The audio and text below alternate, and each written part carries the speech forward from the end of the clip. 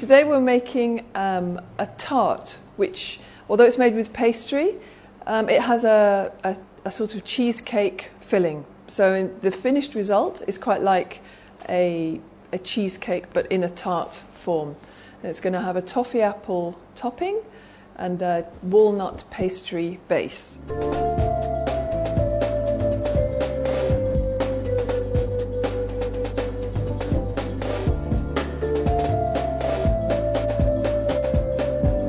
So the first thing we need to do is to make the pastry. And in here I've got about 180 grams of plain flour. To that we're going to add about 60 grams of icing sugar. And just make sure you sieve that, because icing sugar always has lots of lumps in, and you don't want lumps in your pastry. And the next thing is some walnuts. These are whole walnuts that I've ground into a fine powder. It'll give the pastry a bit of a nutty taste. So that goes in there. Just stir it around to mix everything up. This is basically a short crust pastry. So we've got about 100 grams of butter there. And then we're just going to rub in like this, rubbing the fat into the flour. As always, you have to make sure that everything that you use is as cold as possible for this kind of pastry. This has been in the freezer actually for half an hour, this butter, just to keep the pastry nice and cold. That's it. You just do it until all the butter has been blended in and it looks like breadcrumbs. Because I want this pastry to be quite rich, I've put an egg to bind it. Now if you don't eat eggs, just don't put the egg in and use more water. So this is a whole egg, beaten, and then we just stir it to bring the pastry together. Now you can see it's all starting to come together. Now, I don't think I really need very much water in there, because that's coming together. We'll put a tiny drop in.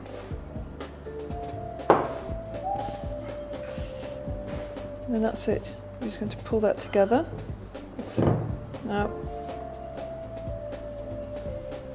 it'll be in a ball like that. And then put it in the fridge for, put some cling film on and 30 minutes in the fridge. Okay? So when the pastry's had 30 minutes in the fridge to cool down, put it onto a floured surface. Make flour on your hands, flour on your rolling pin, and then start to roll it out. If you lift it to turn it, just to make sure it's not sticking to the surface, keep the bottom floured as well as the top, otherwise it'd be difficult to lift it. Now I've got a tin here about 20 centimetres wide, and it's got a removable bottom which will make it easier to take out. You have to be just a little bit careful at this stage because the pastry is quite fragile. That's a little bit crumbly, so we're just going to press it in to the sides. So make sure all the metal is covered and there are no holes in the pastry, because the filling will seep through it. Now for this tart we're going to bake it's called baking blind, so we're going to bake this pastry without any filling in it. It goes in the oven by itself for about 20 minutes. To bake this blind, we're going to take a piece of foil, normal foil, and fit it into the pastry shell. Now you need something to weigh this down. Now you can buy something called baking beans that go in there. They're ceramic, but actually it's just as easy to use some lentils.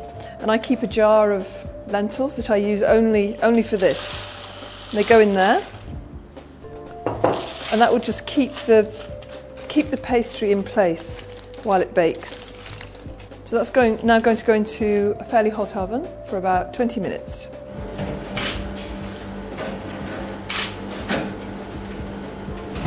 Now I'm going to make the filling, the cream layer of the tart. It's designed to be a kind like a cheesecake filling, but it doesn't have eggs in it. But it has all the nice flavours of cheesecake. So it has the citrus flavours, and this is cream cheese, a quark actually. The Flanders make a very nice quark. Some double cream, whipped, and some icing sugar. So really all we have to do is just to mix all of these things together. There goes the icing sugar in. I'm going to use a vanilla pod. First you need to split open the vanilla pod, and then inside you see all the lovely seeds. Take out all the seeds on the inside there. The seeds give a much better vanilla flavour than the extract. Mix those in to make sure all of those vanilla seeds get mixed all the way through, because if you get a mouthful of them it'll be too strong. Now the next thing, or the last thing in fact, is the zest of 1 lemon and 1 orange. Now I've gone a bit extravagant and I've bought imported lemons because they have the zest of it has a really nice flavour for desserts. It'll only take the yellow bit, the zest, and that's all you want. You don't take any of the white because that makes it bitter. And then the orange, do the same, just the zest.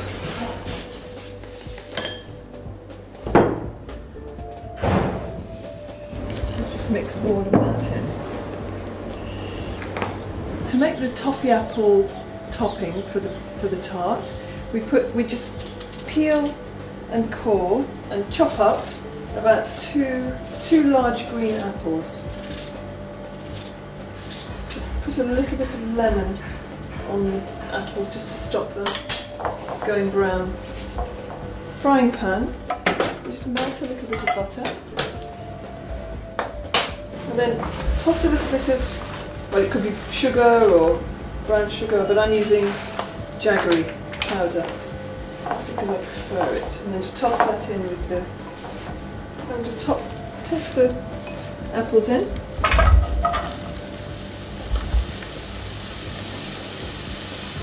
Now the sugar in there, the butter with the sugar is going to make that caramelise.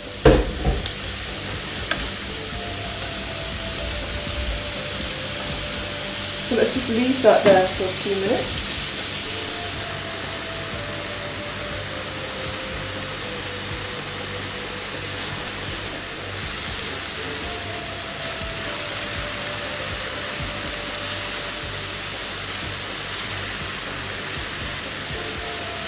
So we just remove that onto the plate.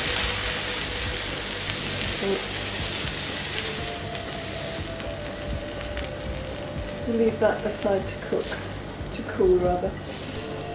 In the same pan, we're going to make the toffee apple sauce. So for that we need some more butter. It's about 50 grams there. And into that I'm putting a couple of more tablespoons of the jaggery, a couple of spoonfuls of golden caster sugar, and 150 grams of golden syrup.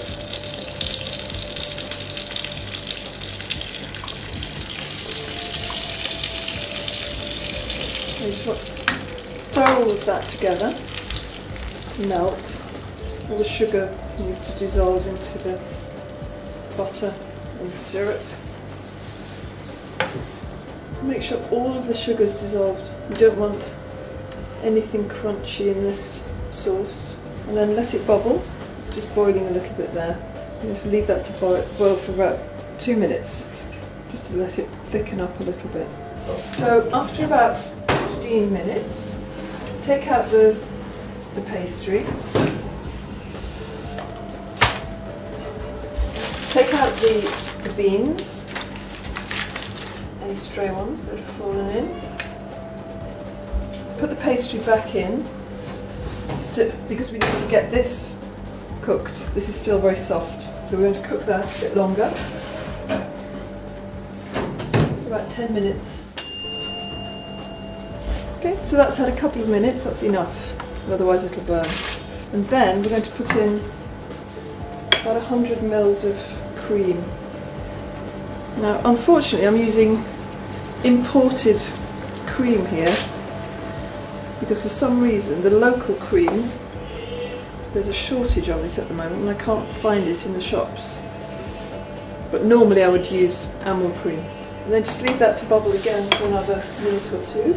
Then all you have to do is to take the cream, just fill the centre of the tart.